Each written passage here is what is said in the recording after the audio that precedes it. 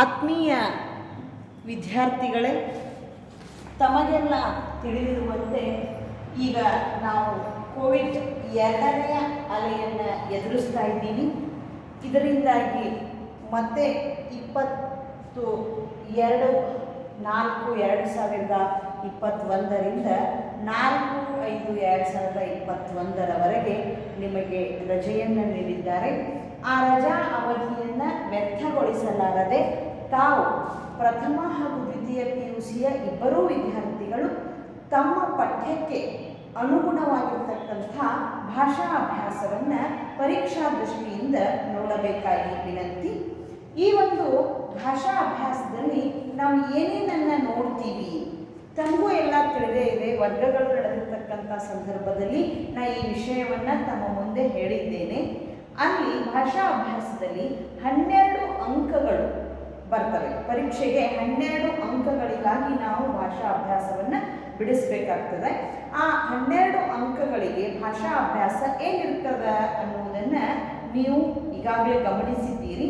ಇನ್ನೊಮ್ಮೆ ತಮ್ಮ ಗಮನಕ್ಕೆ ತರುವುದಾದರೆ ಪದಗಳ ಅರ್ಥ, ಸಮಾನಾರ್ಥಕಗಳು, ನಾನಾರ್ಥಗಳು, ವಿರುದ್ಧಾರ್ಥಕಗಳು, ತತ್ಸಮ ತದ್ಭವಗಳು, ಸ್ವಂತ ವಾಕ್ಯದಲ್ಲಿ ಉಪಯೋಗಿಸಿ, ದ್ವಿರುಕ್ತಿಗಳು, ಅನುಕರಣವಾಚಕ ಶಬ್ದಗಳು, ಗುಣವಾಚಕ ಶಬ್ದಗಳು, ವಿಭಕ್ತಿ ಪ್ರತ್ಯಯಗಳು, ನಿಷೇಧಾರ್ಥಕಗಳು, ಈ ರೀತಿಯಾಗಿ ಅನೇಕ ಭಾಷಾ ಅಭ್ಯಾಸದ ವಿಷಯಗಳು ಬರ್ತವೆ. ಈ ಭಾಷಾ ಅಭ್ಯಾಸವನ್ನು ನಾವು ಯಾವ ರೀತಿಯಾಗಿ ಪರೀಕ್ಷೆಯೊಳಗೆ ಅದನ್ನು ನಾವು ಬರಿಬೇಕು, ಅಂಕಗಳನ್ನು ಗಳಿಸಬೇಕು ಅಂತಂದ್ರೆ ನಾವು ಸ್ವಲ್ಪ ಭಾಷೆಯ ಜ್ಞಾನ ಹೆಚ್ಚಾಗಿರಬೇಕು. ಭಾಷೆಯ ಜ್ಞಾನ ಹೆಚ್ಚಾಗಿರಬೇಕು ಅಂತಂದರೆ ವಿದ್ಯಾರ್ಥಿಗಳೇ, ನೀವೆಲ್ಲ ಮೊದಲನೆಯ ತರಗತಿಯಿಂದಲೇ ನೋಡ್ತಾ ಬಂದೀರಿ. ಒಂದೇ ಅರ್ಥ ಕೊಡ್ತಕ್ಕಂಥ 2 ಪದಗಳನ್ನು ನೋಡಿರಿ, ಅಥವಾ ಒಂದೇ ಪದ 2 ಭಿನ್ನವಾದ ಅರ್ಥಗಳನ್ನು ಕೊಡುವುದನ್ನು ನೋಡಿರಿ. ಹೀಗೆ ಅನೇಕವಾಗಿರ್ತಕ್ಕಂಥ ಸಂಗತಿಗಳನ್ನು ಗಮನಿಸಿರ್ತೀರಿ.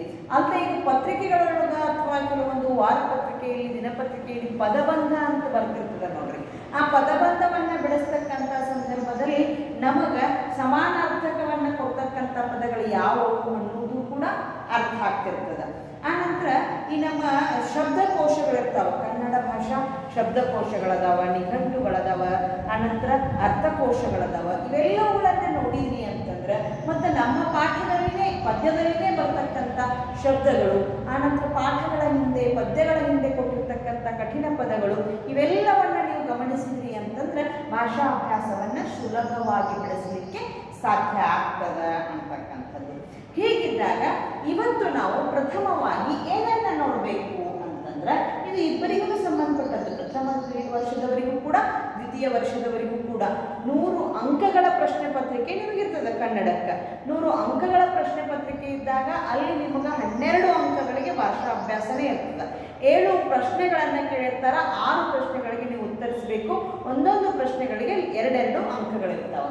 ಹೀಗಿದ್ದಾಗ ನೀವು ಸಮಾನಾರ್ಥಕಗಳಿಗೆ ಉತ್ತರಿಸಬೇಕಾದಂಥ ಸಂದರ್ಭದಲ್ಲಿ ಮೊದಲು ಸಮಾನಾರ್ಥಕಗಳು ಎಂದರೆ ಏನು, ಸಮಾನಾರ್ಥಕಗಳಂತ ನಾವು ಯಾವ ಶಬ್ದಗಳಿಗೆ, ಯಾವ ಪದಗಳಿಗೆ ಕರಿತೀವಿ ಅನ್ನುವುದನ್ನು ನೋಡಬೇಕಾಗ್ತದೆ. ಏನು ಸಮಾನಾರ್ಥಕ ಅಂತಂದ್ರೆ, ಈಗ ಉದಾಹರಣೆಗೆ ನೀವು ಯಾರೋ ಬರ್ತೀರಿ ನನ್ನ ಹತ್ರ ಬಂದು, ನೋಡ್ರಿ ಟೀಚರ್, ಈ ಭೂಮಿ ಮ್ಯಾಲ ಏನೋ ಬಿದ್ದೈತಿ ಅಂತ ಹೇಳ್ತೀವಿ. ಏನೋ ಭೂಮಿ ಅನ್ನುವ ಪದವನ್ನು ಉಪಯೋಗಿಸ್ತೀವಿ. ಅದರಿಂದ ಇನ್ನೊಬ್ಬ ವಿದ್ಯಾರ್ಥಿ ಬರ್ತಾನೆ, ಟೀಚರ್ ಧರೆ ಎಷ್ಟು ಕಾದದ್ರಿ ಅಂತ. ಏನು ಧರೆ ಎಷ್ಟು ಧರೆ ಅಂತಂದ್ರೆ ಏನ್ರಿ, ಭೂಮಿ. ಹಿಂಗ ಮತ್ತು ಏನ್ರಿ ಟೀಚರ್, ಪೃಥ್ವಿ ಮ್ಯಾಲ ಆಗಲಾರ್ದೆಲ್ಲ ಆಗಾಕತ್ತೈತ್ರಿ, ಆಗಬಾರ್ದೆಲ್ಲ ಆಗಾಕತ್ತೈತ್ರಿ. ಪೃಥ್ವಿ ಅಂತಂದ್ರೆ ಏನು, ಮತ್ತದು ಕೂಡ ಭೂಮಿ. ಮತ್ತು ನೀವು ಮತ್ತೊಂದು ವಚನದೊಳಗೆ ನೋಡ್ತೀವಿ ನೋಡ್ರಿ, ಇಳೆ ನಿಮ್ಮ ದಾನ ಬೆಳೆ ನಿಮ್ಮ ದಾನ. ಇಳೆ ಅಂತಂದ್ರೂ ಕೂಡ ಭೂಮಿನೇ. ಆನಂತರ ಇವೆಲ್ಲವುಗಳಿಗೆ ಮತ್ತೊಂದು ಅರ್ಥ ಅಂತಂದ್ರೆ ಅವಳಿ ಅಂತಕ್ಕಂಥದ್ದು. ಹೀಗೆ ಭೂಮಿ ಅನ್ನುವ ಒಂದು ಅರ್ಥದಲ್ಲಿ ಬರ್ತಕ್ಕಂಥ ಅನೇಕ ಪದಗಳು, ಅಂದ್ರೆ ಅರ್ಥ ಒಂದೇ, ಪದಗಳು ಅನೇಕ. ಅರ್ಥ ಏನು, ಭೂಮಿ ನೆಲ ಅಂತಕ್ಕಂಥ ಅರ್ಥ ಒಂದೇ. ಇನ್ನು ಅನೇಕ ಪದಗಳು ಇರ್ತವೆ. ಸುಮ್ಮನೆ ನೀವು ಉದಾಹರಣೆಗಾಗಿ 4-5 ಪದಗಳನ್ನು ಕೊಟ್ಟಿನಿ. ಇನ್ನೂ ಇದಕ್ಕೆ ನೀವು ಅನೇಕ ಅರ್ಥಗಳನ್ನು ನೀವು ಸೇರಿಸಬಹುದು. ಹಂಗ ಅಂದ್ರೆ ಭೂಮಿ ಅನ್ನುವ ಅರ್ಥ ಬರುವ ಪದಗಳನ್ನು ಸೇರಿಸಬಹುದು. ಅರ್ಥಗಳನ್ನೆಲ್ಲ ಭೂಮಿ ಅಂತಕ್ಕಂಥ ಅರ್ಥ ಬರುವ ಪದಗಳನ್ನು ನೀವು ಇಲ್ಲಿ ಸೇರಿಸಬಹುದು.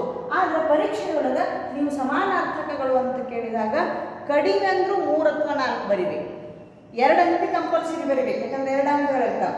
ಆದ್ರೆ ಮತ್ತೆ ನಿಮಗೆ ಹೆಚ್ಚಿಗೆ ಗೊತ್ತಿದ್ರು ಹೆಚ್ಚಿಗೆ ಬರಿಬೇಕು. ಎಷ್ಟು ಹೆಚ್ಚಿಗೆ ಬರಿತೀರಿ ಅದು ನಿಮ್ಮ ಜ್ಞಾನವನ್ನು ತೋರಿಸ್ತಕ್ಕಂಥದ್ದು. ಅದಕ್ಕೆ ಸಮಾನಾರ್ಥಕಗಳು ಅಂದ್ರೆ ಏನು ಅದೊಂದು ವ್ಯಾಖ್ಯಾನ ಬಿಟ್ಕೊಂಡು ಬಿಡ್ರಿ. ಏನದು ಅಂದ್ರೆ ಅರ್ಥ ಒಂದೇ, ಪದಗಳು ಅನೇಕ. ಅರ್ಥ ಒಂದೇ ಅಂದ್ರೆ ಪದಗಳು ಬೇರೆ ಬೇರೆ ಇರ್ತಾವೆ, ಅನೇಕ ಇರ್ತಾವೆ. ಪದಗಳು ಅರ್ಥ ಆಗುತ್ತೆ ನನಗೆ, ಪದಗಳು ಬೇರೆ ಬೇರೆ. ಅಥವಾ ಹೀಗೂ ಅರ್ಥಿಸ್ಕೋಬಹುದು, ಪದ ಒಂದಕ್ಕೆ ಸಮಾನವಾದ ಅರ್ಥ ಕೊಡುವ ಅನೇಕ ಪದಗಳಿರುತ್ತವೆ. ಸಮಾನಾರ್ಥಕದಲ್ಲಿ ಏನಿರ್ತೈತಿ ಅಂದ್ರೆ ಪದ ಒಂದಕ್ಕೆ ಸಮಾನವಾದ ಅರ್ಥ ಕೊಡುವ ಅನೇಕ ಪದಗಳಿರುತ್ತವೆ ಅಂತಕ್ಕಂಥದ್ದು ತಿಳಿತ್ರಿ. ಹಿಂಗೆ ಈಗ ಹೇಳ್ತಾರೆ ಯಾರು, ಚಂದಿರ. ಉದಾಹರಣೆಗೆ ಇನ್ನೊಂದು ಶಬ್ದವನ್ನು ತಗೊಳ್ಳಿ, ಚಂದಿರ. ಚಂದಿರ ಅಂತಂದ್ರೆ ಯಾರು, ಚಂದ್ರ, ಶಶಿ, ಆಮೇಲೆ ತಿಂಗಳು ಅಂತ ಕೂಡ, ತಿಂಗಳು ಬೆಳಕಿನ ಅಂತೀವಿ, ಚಂದ್ರನ ಬೆಳಕಿನಲ್ಲಿ ಅಂತ ಹೇಳಿ. ಹಂಗೆ ಶಶಿ ಅಂತಂದ್ರೂ ಕೂಡ ಚಂದ್ರ, ಆಮೇಲೆ ತಿಂಗಳು ಅಂದ್ರೂ ಕೂಡ ಚಂದ್ರ, ಚಂದ್ರ ಅಂದ್ರೂ ಚಂದ್ರ. ಹೀಗೆ ಚಂದ್ರ ಅನ್ನುವ ಪದಕ್ಕೆ ಅವರು ಸಮಾನಾರ್ಥಕಗಳನ್ನು ಕೇಳ್ತಾರೆ. ಇನ್ನು ಕಾಂತಾರ. ಕಾಂತಾರನ ಬಹಳ ಸಲ ನಮಗೆ ಪದ್ಯದೊಳಗೆ ಕಾಂತಾರ ಅನ್ನುವ ಶಬ್ದ ಬಂದಾಗ ಅದಕ್ಕೆ ಸಮಾನವಾಗಿ ಅರ್ಥವನ್ನು ಕೊಡ್ತಕ್ಕಂಥ ಅನೇಕ ಶಬ್ದಗಳನ್ನು ಹೇಳಿದ್ವಿ. ಕಾಂತಾರ ಅಂದ್ರೆ ಅರಣ್ಯ. ಕಾಂತಾರ ಅಂದ್ರೆ ಏನು ಹೇಳ್ರಿ, ಅರಣ್ಯ.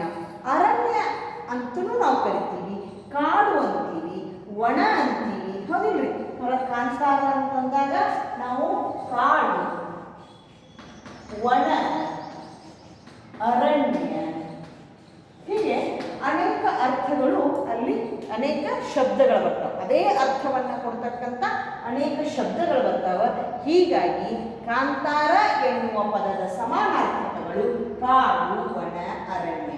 ಭೂಮಿ ಅನ್ನುವ ಪದದ ಸಮಾನಾರ್ಥಕಗಳು ಅವನಿ, ಧರೆ, ಪೃಥ್ವಿ, ಇಳೆ. ಈ ರೀತಿಯಾಗಿ ಇಷ್ಟು ಪದಗಳನ್ನು ನಾವು ಸಮಾನಾರ್ಥಕಗಳನ್ನಾಗಿ ನೋಡ್ತೀವಿ. ಉದಾಹರಣೆಗಾಗಿ ನಾನು ನಿಮಗೆ 2 ಕೊಡ್ತೀನಿ. ಹೀಗೆ ನೀವು ಇನ್ನೂ ಅನೇಕ ಪದಗಳಿಗೆ ಸಮಾನಾರ್ಥಕಗಳನ್ನು ಬರೀಬೇಕು.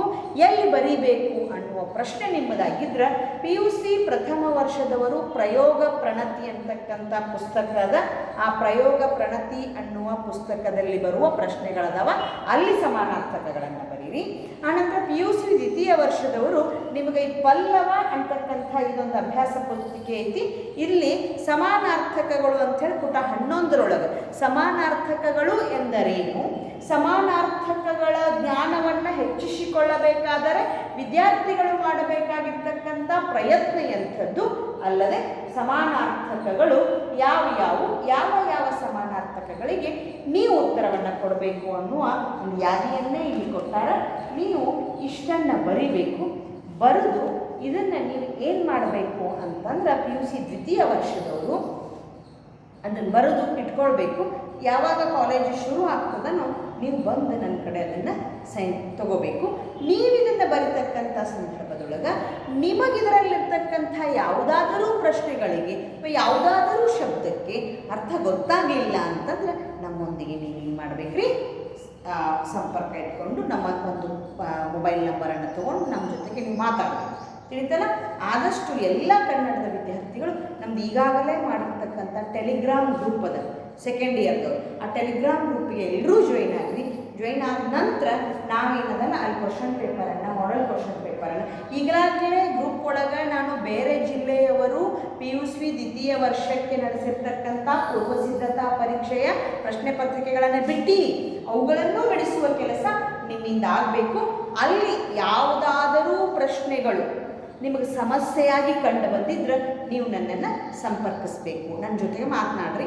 ಏನಾರ ಸಮಸ್ಯೆ ಇದ್ದರೆ ಕೇಳ್ರಿ, ನಾನು ಪರಿಹರಿಸುವ ಪ್ರಯತ್ನ ಮಾಡ್ತೀನಿ. ಅದಕ್ಕೆ ವಿದ್ಯಾರ್ಥಿಗಳೇ, ಇವತ್ತು ನಿಮ್ಮಿಂದ ಏನು ಕೆಲಸ ಆಗಬೇಕು ಅಂತಂದ್ರೆ ಫಸ್ಟ್ ಇಯರ್ದವರು ನಿಮ್ಮ ಪ್ರಯೋಗ ಪ್ರಣತಿಯಲ್ಲಿಯ ಎಲ್ಲ ಸಮಾನಾರ್ಥಕಗಳಿಗೆ ಅರ್ಥಗಳನ್ನು ಬರೀಬೇಕು. ದ್ವಿತೀಯ ವರ್ಷದವರು ನಿಮ್ಮ ಪಲ್ಲವದೊಳಗಿನ ಎಲ್ಲ ಸಮಾನಾರ್ಥಕಗಳಿಗೆ ನೀವು ಅರ್ಥಗಳನ್ನು ಬರೀಲಿಕ್ಕೇ ಬೇಕು. ಖಾಲಿ ಕೊಡುವ ಕೆಲಸ ಅಲ್ಲ ಇದು.